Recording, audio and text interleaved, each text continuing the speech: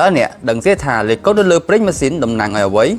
ជាធម្មតាអ្នកប្រហែលជាឆ្ងល់ថាហេតុអ្វីប្រេងម៉ាស៊ីនរថយន្តមានលេខកូដខុសៗគ្នាតើលេខកូដទាំងនេះតំណាងឲ្យអ្វីដែរតាមពិតវាតំណាងឲ្យកម្រិតខាប់របស់ប្រេងសំដៅលើភាពខាប់និងល្បឿនកាបូមរបស់វា